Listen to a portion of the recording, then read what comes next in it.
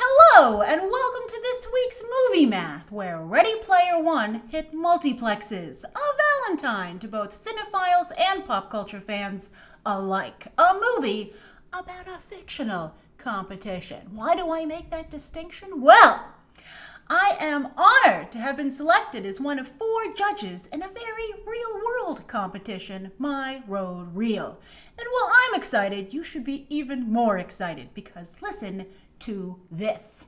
Brought to you by Rode Microphones from Australia, just like many of your favorite Hollywood stars.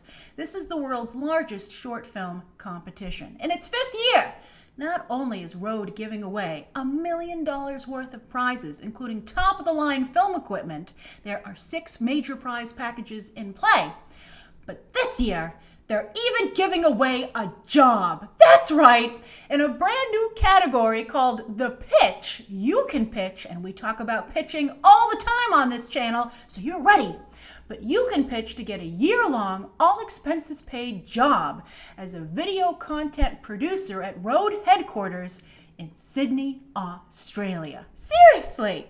Now, I know this competition is a perfect fit for many of you, so I hope you'll click the link down below in the video description for all the details. And then stay tuned, because at the end of this very episode, we have a special video for you from Rode featuring past winners of the competition, explaining how you can potentially join them in the winner's circle. I'm very excited about this. I'll be keeping you updated throughout the entire process, featuring the winners here on the channel, etc.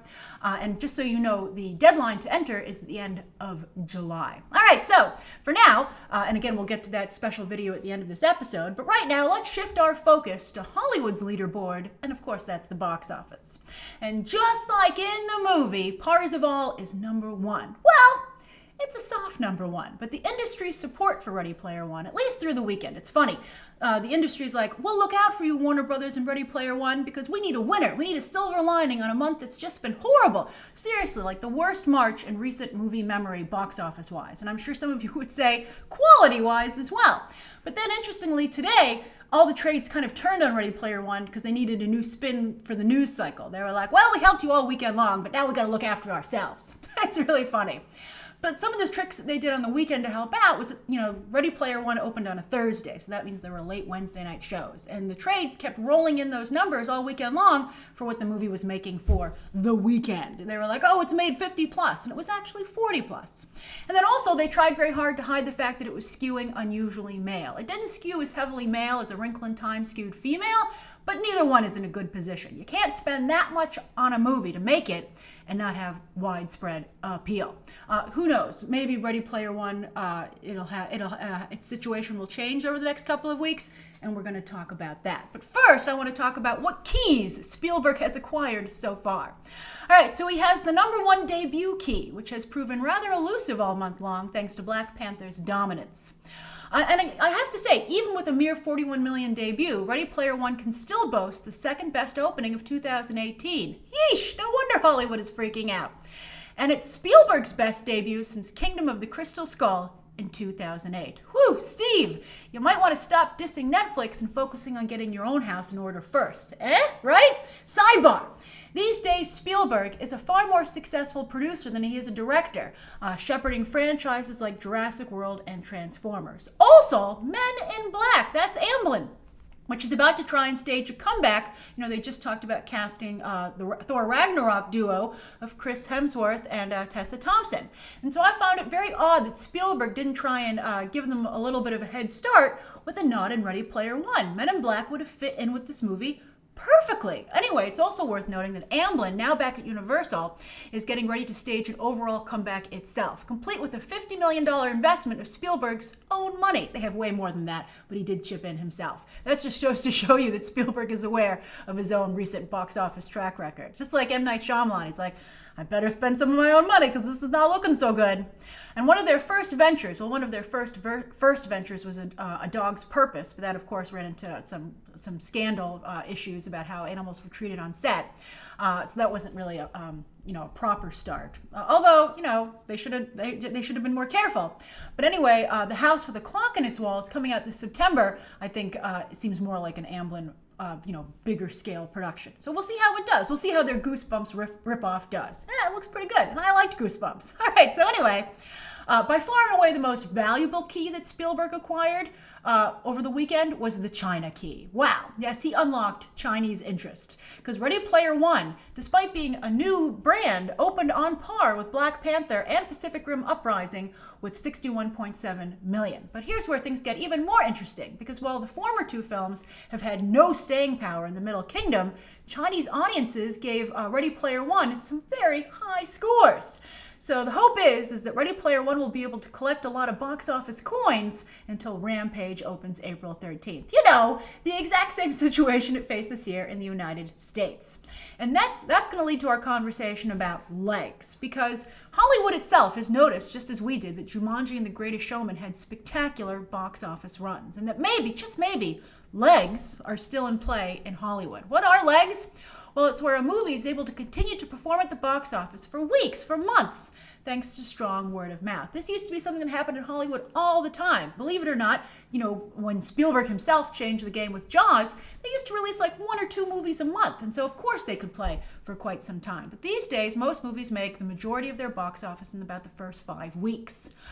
So Hollywood's like, well, maybe legs are back. So every time a movie comes out and it's a little soft, they're like, maybe it's the next Jumanji or The Greatest Showman. That's even a game we're playing with our favorites. But here's the reality. Jumanji and The Greatest Showman came out during an unusually crowded holiday movie season. Some would say too damn crowded. So that caused them to be genuinely overlooked or, put on hold by audiences. They're like, not now. I got to see these awards contenders, or I got to do my holiday shopping or my family activities. I'll get to you later. Or they're like, maybe I should get to this movie. Plus, January and early February, before Black Panther hit, were unusually weak this year. It was like a perfect storm. Plus, Jumanji and The Greatest Showman are big, lavish productions, worthy of a trip to the multiplex, even if it is a very late trip.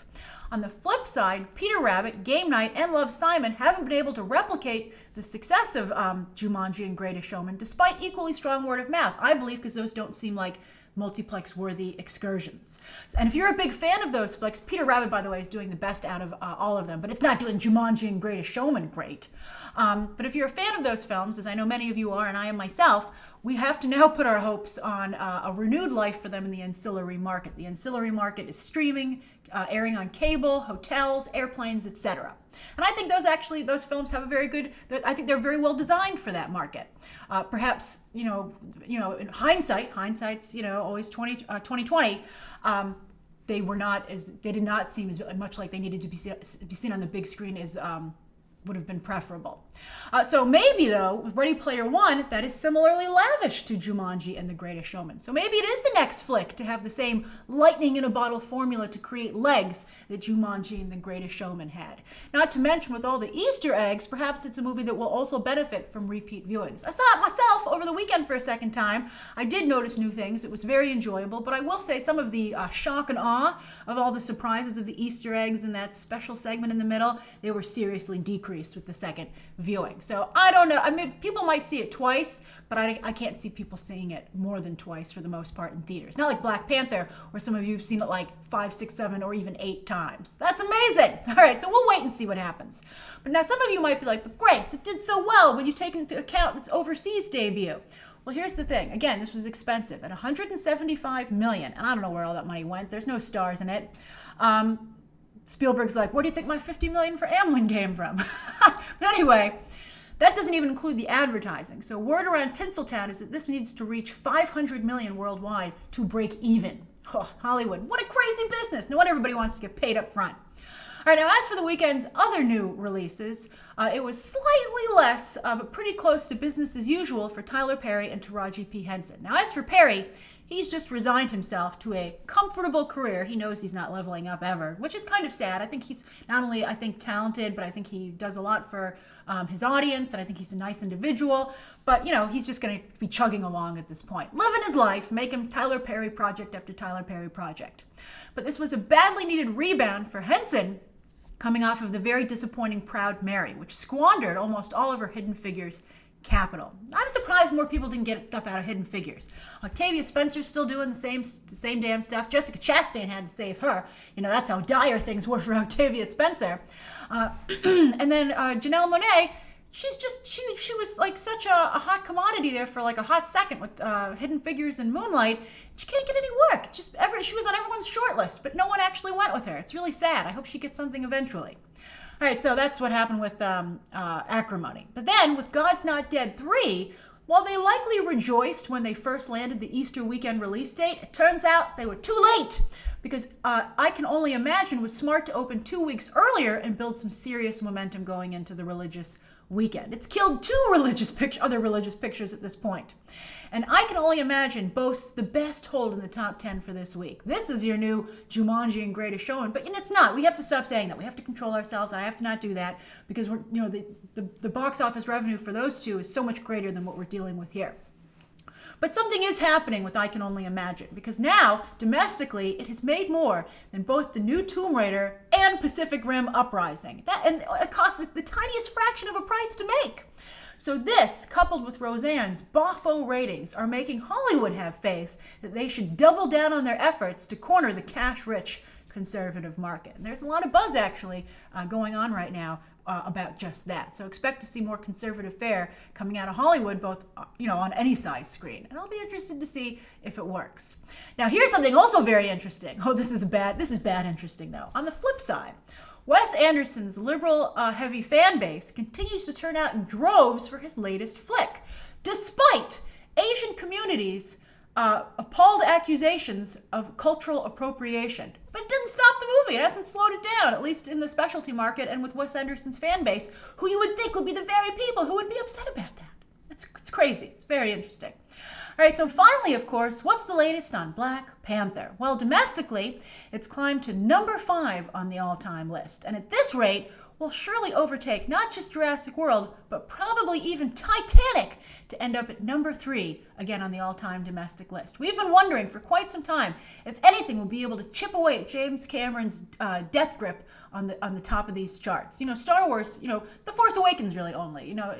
Kathleen Kennedy she's still doing very well, but that was, I think, a very special moment in movie history. But James Cameron has done it twice, although now we're finally starting to see some other movies get up there. And then on the worldwide list, Black Panther is also set to overtake Frozen. It's not quite as high on the worldwide list, but it's going to overtake Frozen to get into that top 10 all-time list, which is interesting. I want to take another sidebar here, because you can see that while Disney dominates this list overall, it's with acquired properties. Both Frozen and Beauty and the Beast were taken out by friendly fire. So as much good as Bob Iger has done the company overall, and from the perspective of its financial portfolio, let's hope he also tries to protect the Disney legacy and that it doesn't lose its original identity amidst all this incoming cash. I think that would be sad. I think that has to be kept in mind when remaking the theme parks as well. We'll see. It's a delicate dance, but Disney should be able to do it. They certainly can afford to be that careful. They're certainly not desperate. Now, as for this coming weekend, A Quiet Place is expected to enter the marketplace with anything but a whisper. And they'll be followed by a modest opening for Uni's raunchy comedy, Blockers. That also both those movies were, big talking points at South by Southwest. Blockers in particular because it had a female director. Although, to some degree, it seemed like that was the whole reason people were talking about it. We'll see how audiences react to the movie themselves when they're not in that South by Southwest bubble. And then also Chappaquiddick and the Miracle season will hit theaters as well, but just barely. So that's this week's Movie Math. As always, thanks for going over the box office with me. And now, here are some past My Road Reel winners, again, telling you how you can potentially join them.